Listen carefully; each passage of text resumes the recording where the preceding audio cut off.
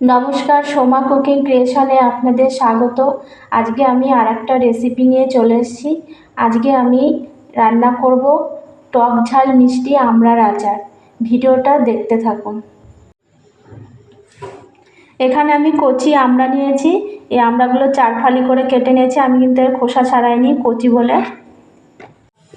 আমড়ার আচারটা করার জন্য শুকনো খোলায় আমি কিছু মশলা ভেজে নেব।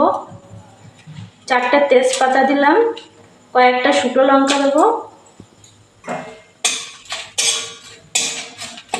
একটু নাড়াচাড়া করে একটু ভাজা হয়ে গেলে এটা, তারপরে বাকি মশলাগুলো দেবো।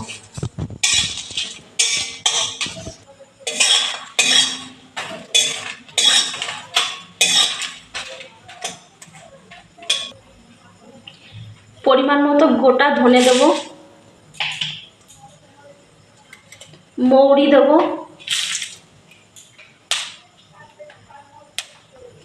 জিরে দেবো। এই মশলাটাকে ভালো করে একটু ভেজে নেব।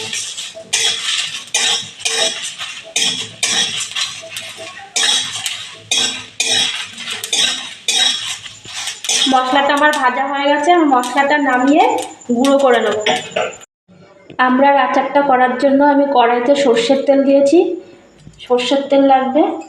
সর্ষের তেলটা গরম হয়ে গেছে। আমি 2টো শুকনো লঙ্কা ছিঁড়ে দেবো। ফোড়নে 5 ফোড়ন দেবো।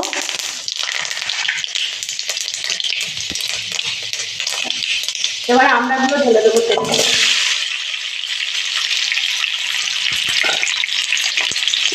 পরিমাণ মতো লবণ দেবো, পরিমাণ মতো হলুদ গুঁড়ো দেবো। আমড়াটাকে একটু ভেজে নেব।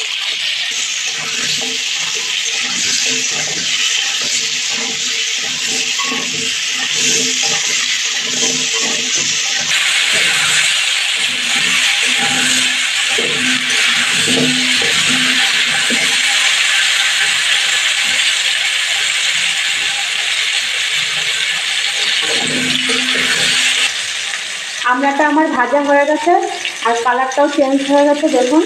এবার আমি পরিমাণ মতো গুড় দেবো, আখের গুড়।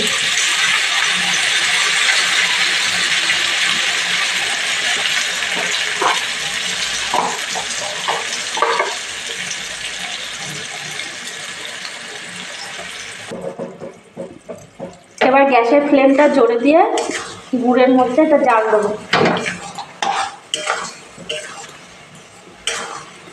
মিষ্টিটা যে যেরকম পছন্দ করেন সেইভাবে দেবেন গুড়ের পরিমাণটা।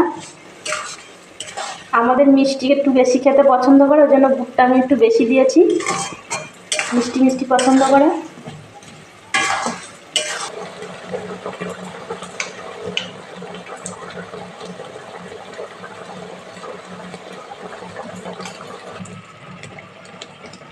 আমার আমড়ার আচারটা হয়ে গেছে, আমড়াগুলো নরম হয়ে গেছে। এবার যে মশলাটা করে রেখেছি গুঁড়ো, সেই মশলাগুলো দিয়ে দেবো।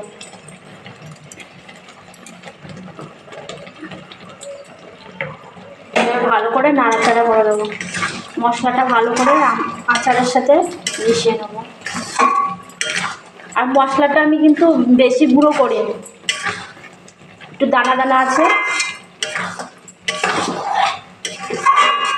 আর এরকম দানা দানা থাকলেই মুখে পড়লে ভালো লাগবে খেতে আচারটা, ওই জন্য মশলাটা বেশি গুঁড়ো করিনি।